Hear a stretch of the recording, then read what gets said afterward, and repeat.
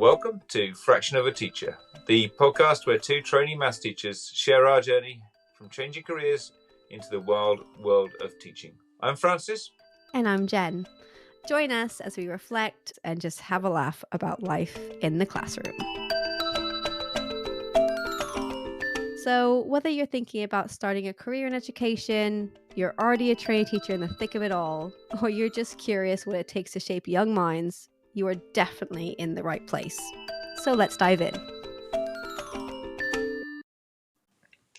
Hello and welcome to another episode of Fraction of a Teacher. And super exciting tonight, we've got a special guest. So I'm going to hand over to Jen to introduce tonight's guest. Francis. Yes, we do. We have a very special guest. We have Adam, who is a history PGCE student with us. Hi, Adam. Hello, good evening. Long-time listener, first-time caller, first of many bad jokes to be attempted this evening.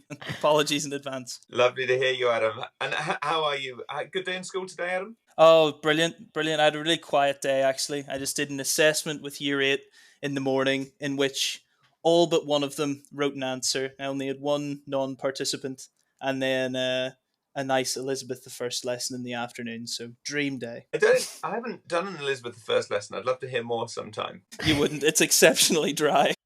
I imagine it made it a bit more interesting.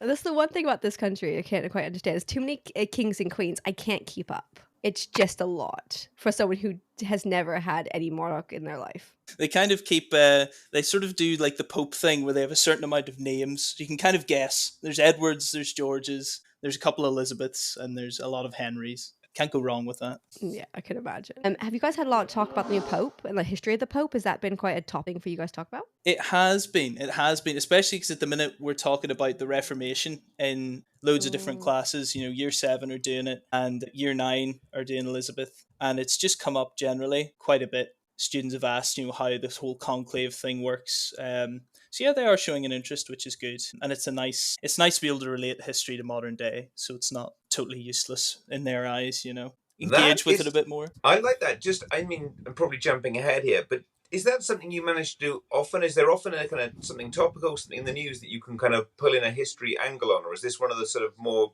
unique opportunities? No, I would try to do it as much as possible, with especially with teaching America. America in sort of the early 1900s, sort of shoehorning different modern issues into it. Like one this week was, we're talking about the American Civil War and how that starts, and it's kind of all around slavery is at the core of it, the political debate around slavery. So I kind of said to my Year 10s who are struggling to connect with that America in that time, saying, if the Brexit stuff had happened 150, 200 years ago and everybody was armed to the teeth the way they are in America, or were in America, probably still are, it could have kicked off into a larger civil war. And, trying to bring history into the modern day is very important, because otherwise trying to put yourself into the mind space of someone 1,000 years ago, that's impossible when you're 11, 12, if you're not given a hook, I definitely would agree with that as well. And we've just jumped straight in. Francis, we always do this. We should probably go back to go forward again. I feel like we want to pause it there. Adam, can we come back to that point? Because that's a really interesting point.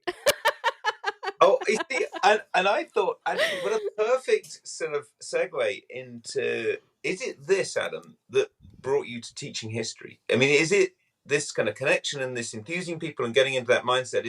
What is it that brought you here? I really wish it was. I really wish I had some sort of inspirational story that brought me into teaching. What actually happened was I finished my degree in history and politics, and I had always kind of planned, I'll go to the civil service and that'll be grand. But then the thought, when I finished, I thought, God, an office job, I don't know. I just don't know if that's for me. And I started poking around for different things and sort of went down the list of potential careers and ended up on teaching, and thought, actually, that would be really enjoyable. Different thing every day. And I get to talk about history. So I don't think I had quite the same vocational, inspirational story into teaching, but it was a process of elimination and then realizing, actually, I really do want to do this. I think it's when I started the course at our university that the idea of becoming a really good teacher became quite an addictive notion to me then.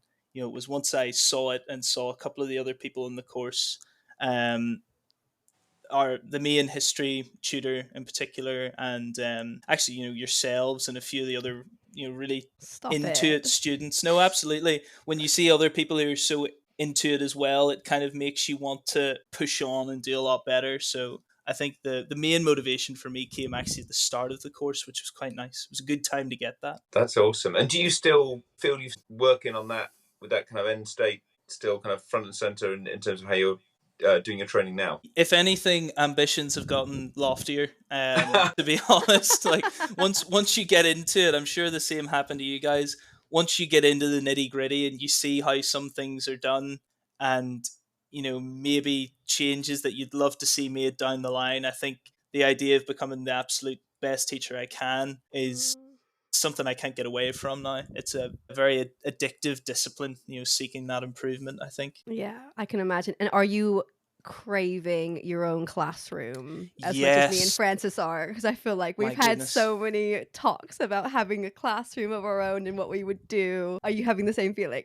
I actually said it today to my head of Did you? department. I was even he was asking me if I was excited for my new school, and I said yes. I can't wait to have my own classroom. Me too. Because I actually, that episode you guys did talking about the classroom is probably my favorite one, and I did actually go away and I started thinking, well, what am I going to have in my classroom? That's a huge part.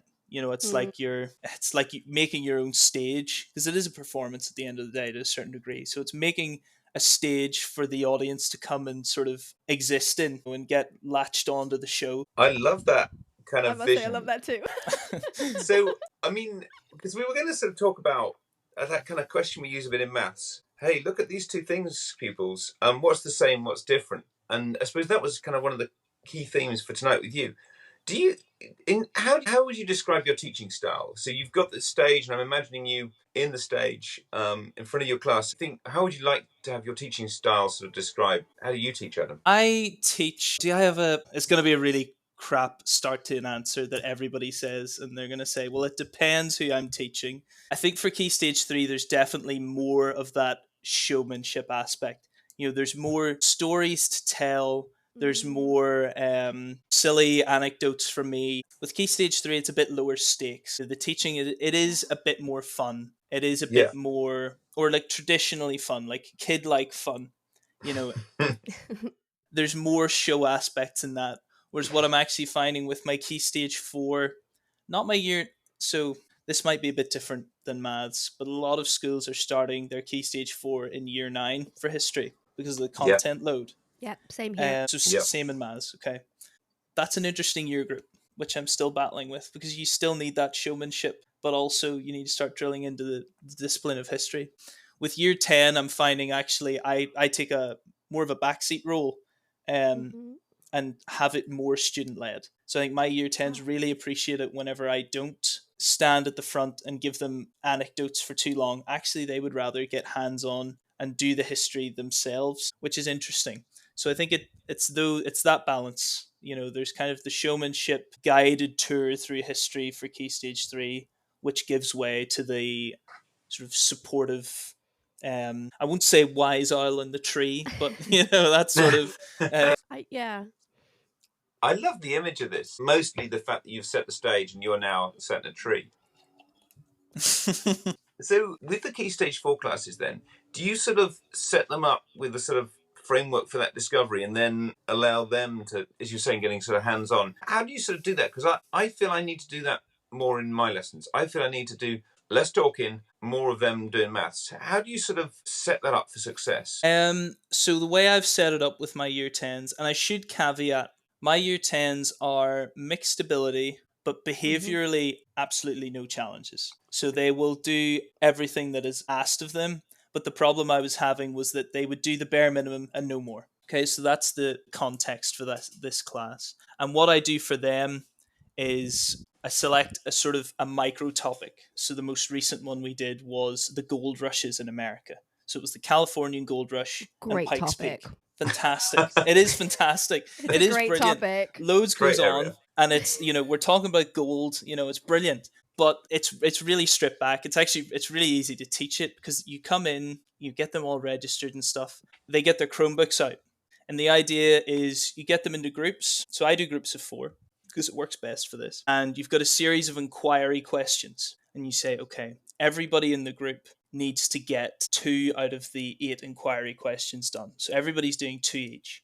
They make a shared PowerPoint, and then each of them creates 2 slides for their 2, 1 slide per inquiry question. Mm-hmm. And then by the end of it, they've done their research. You've got some ground rules, like no Wikipedia, none of the AI generated on Google that's just straight away. It's got to be properly referenced. It doesn't have to be crazy academic texts. It can just be like history.com website or historical association. But as long as it's referenced, and then it's well presented, and they've end with this really good PowerPoint, which is both informative in the moment and really good for revision, because they've just got these PowerPoints on very specific topics in a really good amount of detail. And the year 10s, if you do push them, I have to walk around the room, and that's where I get, okay, we need more detail here. We have no dates. We need dates, or we need better images here so that we can dual code and understand and remember that for the exam. So that's how I structure that. So it is quite, with a very compliant class, it's very easy. I think with a disruptive class who couldn't be trusted to do Chromebook work without intense supervision, you would need to do other scaffolds. Right. But And I have a question. So in terms of like, obviously with history, do you think that using IT, like you're talking about Chromebooks, has that revolutionized the quality and like the extent of information that you can actually obtain during your lessons? Absolutely. I mean, in terms of getting information, it's at everyone's fingertips all the time. The basic, really basic facts. So it's great in that sense. What I do think it does is it devalues the idea of retaining knowledge. So I think for me, trying to, and it's a battle I've had with my own thoughts on how history is assessed. We ask kids to write essays from memory, but no historian who gets paid to be a historian would ever write from memory. They'd be ridiculed. You can't just write what you think from your memory. Happen ridiculous. So for the kids, it's hard for me to justify to them at times, no, you have to retain this knowledge, because not only is it not how historians work, the internet's always there. They don't need to remember Elizabeth's dates because they can just Google it, really. So it's a great tool, but I think it has devalued the retaining knowledge, and I think it's devalued reading as well. I think picking up a book and reading is not as attractive as just Googling the quick answer. Do you know, it's interesting you say that, because today I was in a CPD and they were talking that only 20% of 8 to 18-year-olds report reading for pleasure, or even picking up a book and reading for pleasure. And I was like shocked by that, because I read every night. Okay, sometimes it's a CPD book, but I read like every night. Of course it is. Of course it is. I mean, I'm always reading something. But even like my books next to me, I couldn't imagine not reading. And to know that kids aren't loving books the way that I love books is a little bit of a sad thought, if I'm honest, because I think you can really escape into a different world when everything is so instant these days. It's nice to almost switch off and just tune out. Personally, it's sad to think that somebody hasn't started cultivating that love for books. I think it was interesting. At my previous school, I did a bit of a survey of my tutor group as part of one of our uni tasks, looking at literacy, and it was really interesting. A few of them read magazines, a lot of them read things online, but it was really interesting that what you just said about the 20%, it was probably just over that perhaps in my group. But what was really interesting was that actually the only people who said that they read books on an anonymous survey, it was only female pupils, I think, from what I remember. So it was really interesting. There was quite a big gender divide. So I can see how in maths you probably can get away without having to do a lot of reading, but presumably in history, to do really well in history at GCSE, presumably, Adam, you need to be doing a fair bit of reading to just give you the vocabulary and the breadth of knowledge. Does literacy a kind of supporting kind of enabler for high performance in history? It's a massive barrier. Truthfully, it's a huge barrier. It's very concerning for me, actually. There's a lot of historical jargon and terms you need to be familiar with, like Reformation, Civil War, revolution, feudal system. Like, these are words you won't encounter just by reading for pleasure. You have enough to think about vocabulary wise without the if you can't even read basic sentences, how can you ever understand what those higher subject specific keywords are? So it's a massive barrier. There's a lot of my kids, not a lot, that's unfair. There's a significant minority who simply can't engage with history because they can't read, and they do history twice a week, so there's no way they can catch up with me. They get pulled out to go to interventions for reading, some of them. I don't see it improving their literacy personally. It's not an attack on interventions.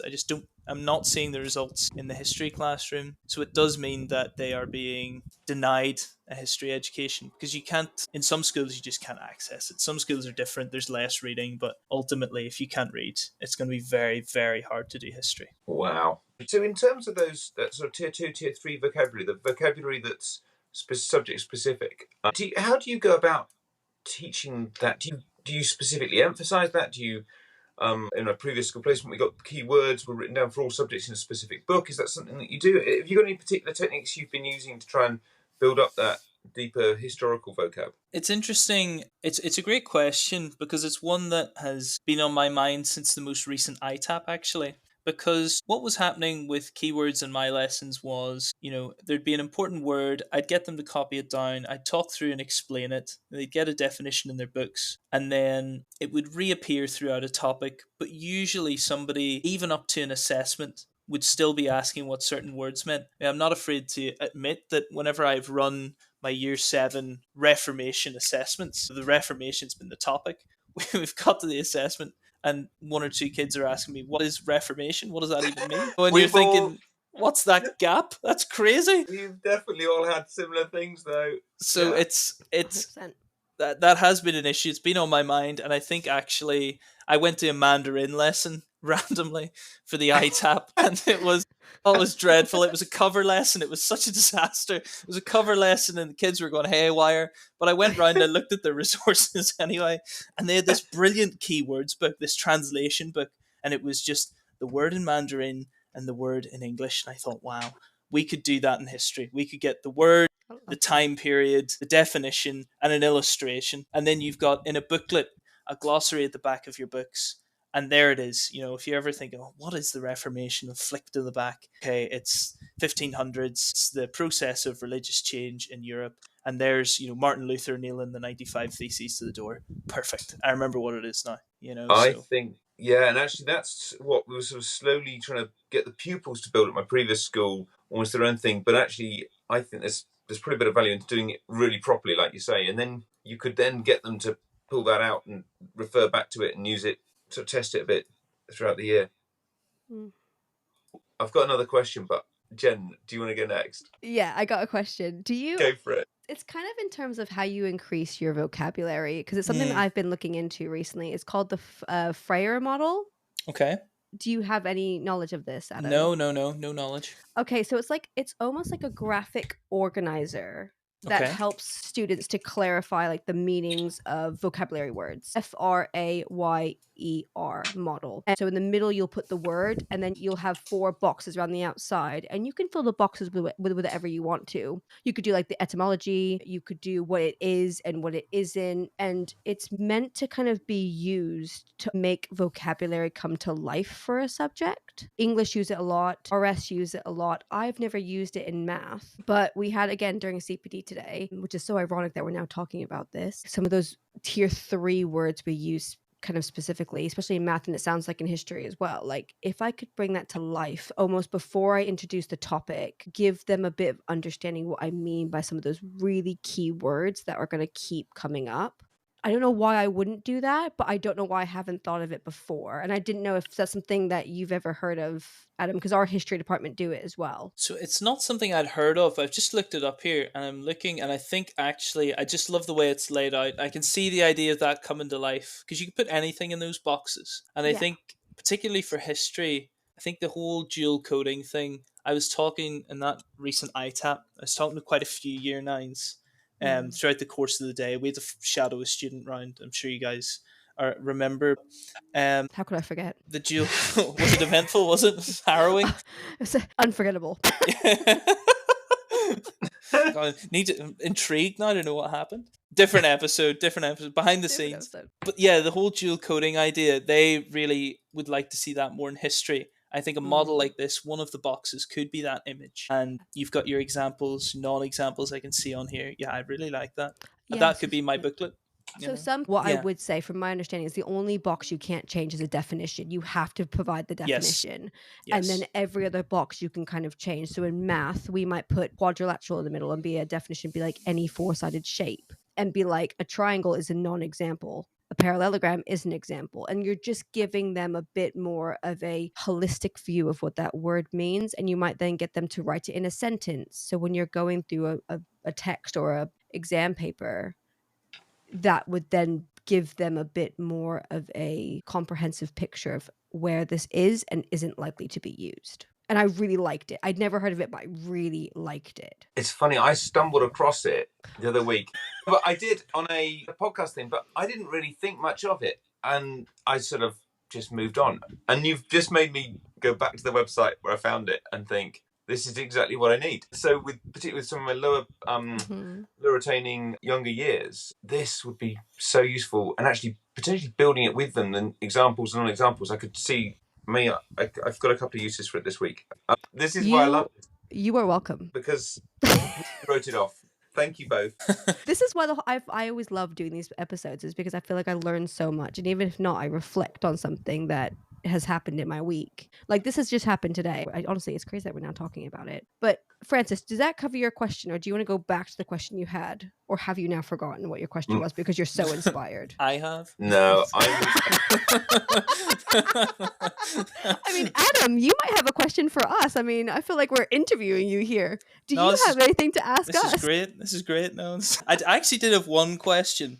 And I suppose it's more related to what we talked to earlier. So it would have been a great time to ask it then. But with this idea of working with different year groups, I know I'm quite different with my different year groups. I was just wondering, do you guys feel you're stronger or more naturally suited to teaching certain year groups? Or do you think actually you can balance it all pretty well and change your style accordingly? Because I definitely think I'm weaker and stronger with different ones. I love that question. I mean, Francis, do you want to go first? So I think back to what's the same, what's different. I think a couple of considerations. We do generally a lot of setting by ability in maths, and with everyone being required to do maths at GCSE, I wonder if we get a slightly different dynamic at Key Stage 4 as well. So I think for me, actually, there's an element of, I almost find the different sets potentially more different than different year groups, particularly in my current school.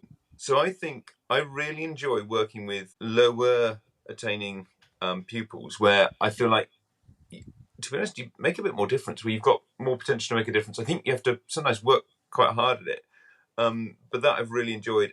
I feel that I'm not as good as I'd like to be with the really highest attaining pupils, and that's a real stretch. So I feel most comfortable, I think, with the sort of mid or lower attaining, slightly younger group audience, sort of Key Stage 3. Definitely, I underestimated coming into teaching was the switch in styles.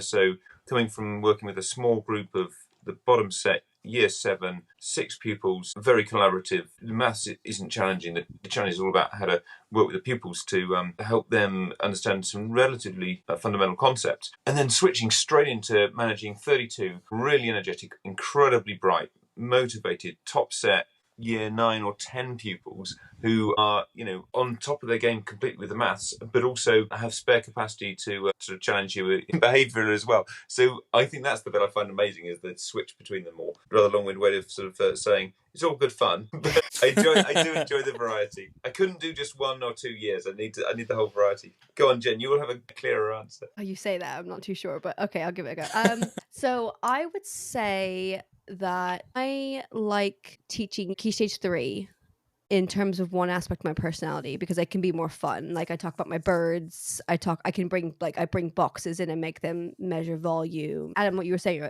earlier, I have time to explore, to kind of really show off your love of math with like Key Stage 3. And then I really love year 10 because of that metacognition, that thinking about thinking. The psychologist in me loves that reflecting, like that reflective question, making them think about what they're good at, what they could do better. and I enjoy that. So I like both ends. I really struggle and I haven't found my identity with year 9, early year 10. That's where I've really struggled because I think their change of identity means I'd flip between a lot of different styles. So a little bit of a long-winded answer, but I think I'm good at both ends and not so great in the middle just yet. I'm still developing that. Does that make sense? That's interesting. That's interesting that both ends and kind of in the middle, because you would think that would be the hardest sort of bridge to cross, going both ends. But that's interesting that you're fine at the ends, but the supports of the bridge are maybe not quite there yet. That's interesting. And then Yeah. I'm surprised to hear you can get into a class with just 6 students, Francis. That's sort of unheard of for history. Yeah, it's really interesting. It's in the school, it's quite a large school, and they've sort of overloaded the higher sets. They've managed to work it such that the very bottom set gets quite a small number, which is lovely because the other day we were doing some drawing constructions of triangles using protractor, compass, and rulers, and quite hands-on. I got some desks together, sat at one end, pupils all around the desk, and we worked together on it. And I did the same thing as them. We sort of modelled it and looked at each other's work, shared each other's work, gave each other compliments, and it was really nice. It was a really lovely way to run a class. But there is no way you could run a class like that for well, physically it wouldn't be possible from a bigger classes, but the really high energy ones need to be stretched. So it was great fun, but it's a very different style. And I don't know that many schools, as you say, will actually have that. Yeah. The ability to do that. But that was good fun. Good question, Adam. And I think the other bit which will be interesting in our future schools is seeing years grow up. So I think it'd be interesting, Jen, when you sort of, join a school in a couple of years' time, when the year 7s who join when you join are going into year 9. It'd be interesting whether you feel very differently about them as year 9s to how you do when you come in and you're the new teacher and they're already the established year 9s, if that makes sense. That's definitely going to be interesting because it's weird that across both my placements, my most difficult class to build a relationship with has been year 9. So both my placements, I think the year 9s have been, probably had the biggest challenges maybe for many of the teachers. Is that similar with you, Adam, or is that just us two? For me, it's funny. I actually get on really well with year 9. I don't know what it is, if it's a style thing. I think I don't want to use the word nonchalant because that's not true. But I think I'm slightly more nonchalant than some of the other history teachers in both placements. And I think year 9 quite like that. It's year 8 I struggle with. Personally, I cannot connect with year 8 at all. Both placements, I've got one of my year 8 classes in this current placement tolerate me, and the other one finds me very, very annoying. I think I'm not sure why. I find that really hard to believe, Adam. You're more than tolerable. Well, tell that to the year 8s. It's an interesting year for me because they're not as comfortable in themselves as the year 9s are, and they're not quite as enthusiastic as the year 7s are, which are my 2 strongest years for teaching. They're in this weird limbo stage where I think they really connect with their original main teacher, and then when I come in, they don't quite receive me as well. I'm not sure exactly why that is, but for me, it's definitely year 8. Do you think that you prefer Key Stage 3? Oh, we're going to chuck the question back at you. Do you prefer Key Stage 3, or are you more like loving the Key Stage 4 right now? Honest answer is I really don't like teaching Key Stage 4.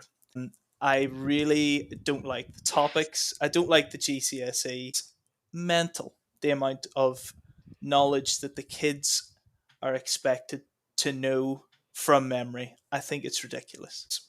It's out of date, and history hopefully is going to be updated soon by the new government. Key Stage 4 is a lot less free. So with Key Stage 3, I could take the reformation and I can focus on the bits I like. I've taught it twice now in 2 different schools, and in one of them there was lots on Elizabeth and the Spanish Armada and all those sort of traditional things. But then in this placement, it went more European. We talked about Europe a lot more. So we could do about Martin Luther and do about the German Peasants' War and things that, are really different and really quite interesting, and the students enjoy learning about. So I enjoy that freedom with Key Stage 3. And it's a nice excuse to shoehorn in Ireland at any opportunity. If there's ever some sort of abuses or tragedies that happen in Ireland, I can be like, well, actually, if this look what I've gone through. Look, yeah. Pity me, even though I'm from 2 Scottish families. Pity me anyway, it's... But yeah, I love your There's a great unique selling point there. You know, people will know who you are with your accent. well, they think I'm American. They think I'm like Jen, actually. The amount of kids and adults who think I'm American is Wow. ridiculous. I went So to how do you respond to that? Well, it depends. If it's an adult, I'm quite. I kind of look at them strange, and then I think, "What? Really? Do you think that?" And sort of make it a bit awkward for them because it's so ridiculous that they wouldn't know. I mean, I went a 2-day trip to Arundel Castle, and it's all, south coast of England. Everybody's lovely, of course, and the tour guides are fantastic. Everyone should go. The ladies giving the tour were like, "Oh, what state are you from?" And I was like, "State of Northern Ireland is where I'm from."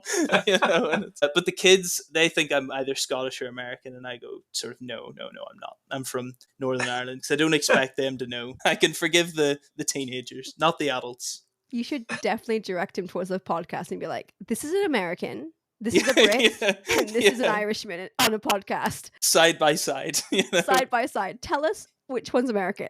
Yeah. I might put a big. It's not me. I'll put a big flag up in my classroom. I've got a big Northern Ireland flag for the football, and just put it up in the classroom so everyone's clear where they're at. Classroom question for you, actually. Yes. So exciting. In most maths classrooms, we have a number line, which you might be familiar with. It's a line of numbers, 0 in the middle. I think. Now, is that the one that starts at 100 and ends at 3 million, whatever? It depends on your number. The letters on it, doesn't it?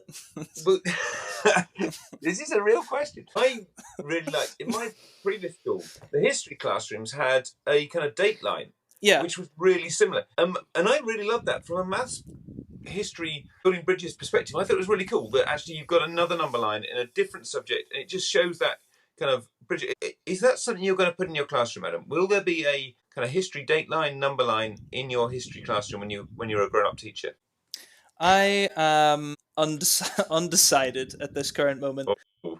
Because I'll see when I'm there. Because I think I don't really want to have the very stereotypical history classroom where it's like, there's your World War I recruitment poster, you've got the Soviet Union flag in the corner, you've got I'm trying to think of it now, you've got movie posters from like Jojo Rabbit, and you've got an ancient map of Rome in the back. I'm not really too keen on that. I would rather a more generally positive space, which has just got good lighting and maybe some greenery and nothing too history intensive. But to actually answer the question and not deflect it, I think I'll either do a number line of sorts, or what one of my history teachers did at school was they hung key events on little laminated sheets, and they had like a picture of it, and then it would sort of spin round in the wind. If there's a fan on, there'd be the date and a little description. I'm tempted to do that. I'll do something, I'm sure, along those lines, but the number line, I'm undecided. It could be good to show our sort of full curriculum. If there's a nice coherent one, 1066 to 1945 or something that's very typical, or 1999, I might do something like that. Well, we'll take this further offline. I'll try and convince you. It's good cross-curricular, isn't it? That's it. And you'll have to find some kind of history thing I've got to put in my classroom, and I'll gladly accept the challenge.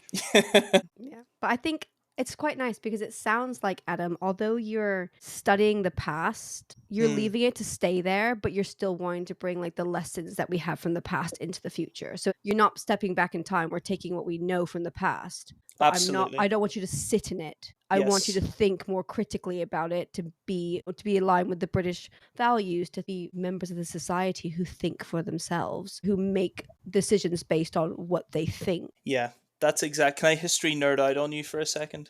Just 1 second.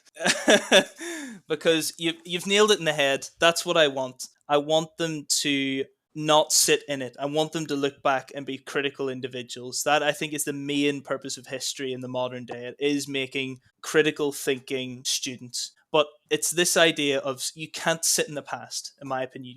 You can't even do it. It's a Victorian notion that we can go back and find what's known as the truth. I say it in quotation marks. Very unhelpful in our modern global world.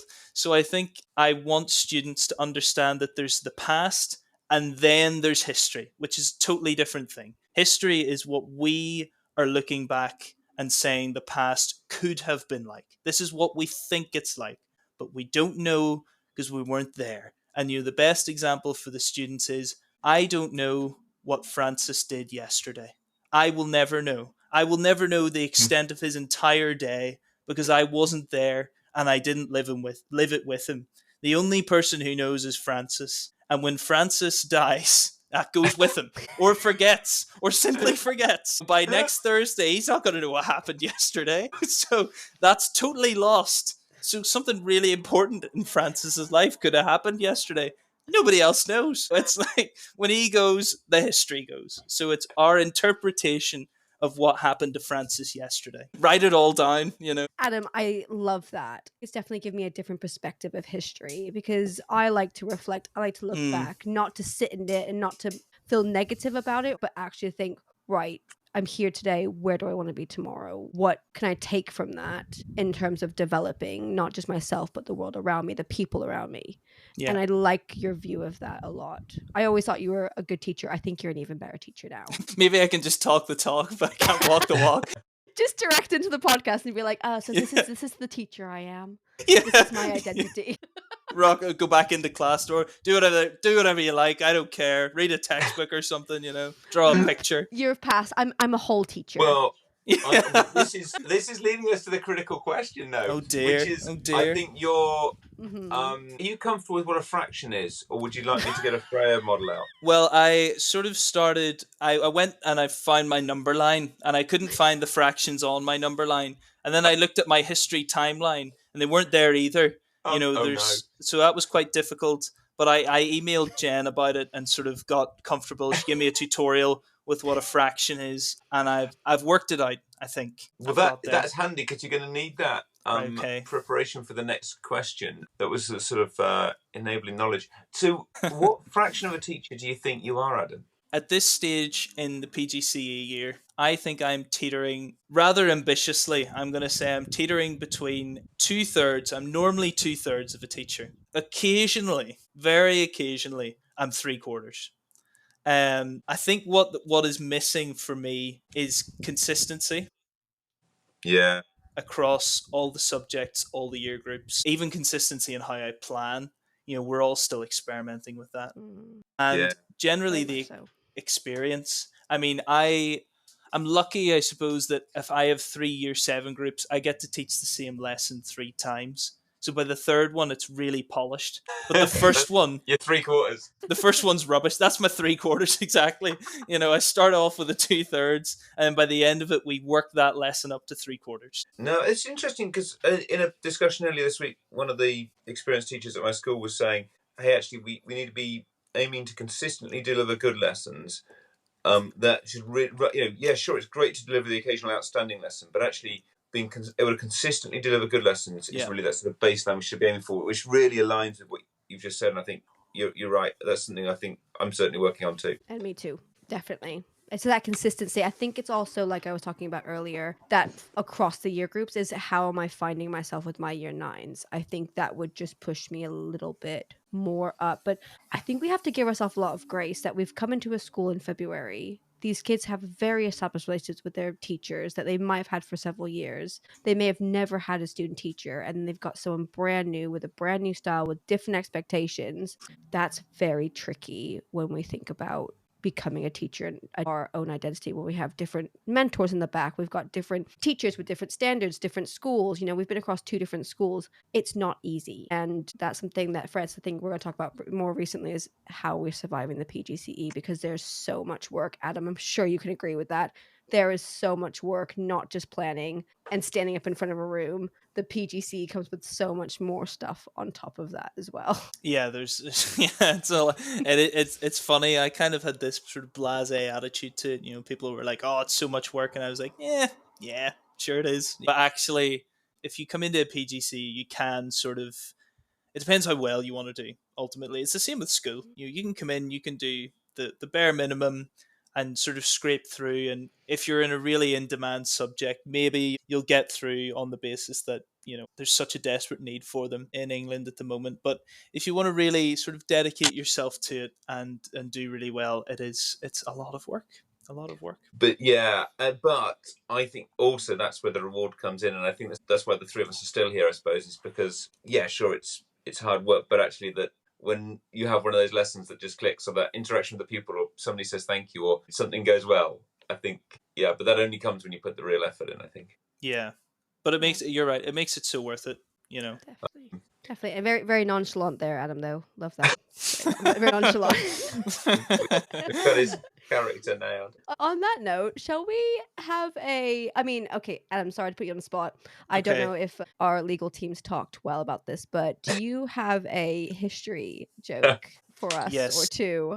I do. Oh, I'm gonna trial two on you. Ooh. And we're gonna cut the one that doesn't do so well. Okay, we're gonna.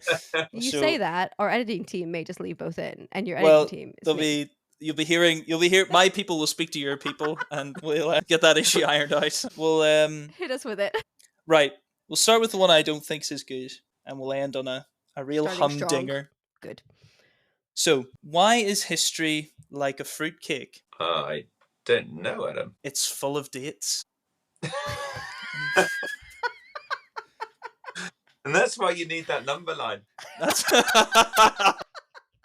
You've answered your own question. Of course. Look, children, look at the fruitcake on the wall. I mean, the number line. Sorry, Yeah. And my second history joke, I thought I'd get a fractions related one, since this is fraction of a teacher and all. I'm impressive. Excellent. Impressive. I'm trying to get invited back. Definitely coming back. Who invented fractions? Don't know. The Egyptians did a bit of work on it. That's not the punchline, sorry. Henry the Third. The third, the line and the... Yeah. Sorry. That is brilliant. A beautiful history fraction of a teacher link there. Yeah. I did my research. Cemented your return to the show. Yeah. That's all it needed. I should have started with that and left. Yeah. Forget everything I've said, No, I think, in all honesty, though, we would love to have you back in terms of next year, when we are ECTs. See, I'll be seeing you next year. I feel like we can say that I'll be seeing you because we're in the same group of schools, which is very exciting, which we just found out as well. I know, we found that out before we started talking, and that was if I could be any more excitable, then that was the level I was at, to be honest. But we would love to have you back and actually maybe talk about your views and just retouch on some of these topics, because I think it's so interesting to reflect, to think back, because this is a moment in history. It is. This will be an interpretation one day. That's people it. Look back at this. There'll be the past, and then there'll be what people talk about. Yeah. Which won't be this. No, it's been good. Well, thank you very much. I've really enjoyed it, actually. It was a real good laugh to come on and talk through some ideas. Fab. Thank you very much. Thank you. You've been great fun. Really look forward to catching up with you in person fairly soon, next time we're at uni. Absolutely. That's exciting that's our times. last week, isn't it? That's in like in 5 weeks' time. I know. It's terrifying. 5-6 That weeks. is terrifying. It's mad, isn't it? All so close. Wow. Oh, Adam, thank you so much, Adam. It's been an absolute pleasure. I mean, we adore you anyways, but it's been an absolute pleasure chatting to you getting a little bit of history. Francis, as always, buddy, I've loved catching up and seeing you as well. Thanks, both. Really cool to chat. And I think by the time we send this out, it'll be around half-term time. So enjoy a great break. And we look forward to catching you the other side for that last half term before the big summer holiday. Thanks very much. Thanks, guys. Thank Bye. Thank you for listening to this episode of Fraction of a Teacher. We hope you've enjoyed it as much as we've enjoyed recording it. Please share a link with your fellow teachers and friends. We release new episodes every second Thursday morning, UK time. And if you do love it, I suggest you hit that subscribe button, leave us a review, and follow us on social media at Fraction of a Teacher Podcast for updates, so you never miss anything. We do love hearing from you with your questions, your thoughts, and your ideas. So if you have any, please email us at fractionoat@gmail.com. Until next time, keep smiling. and keep solving those problems.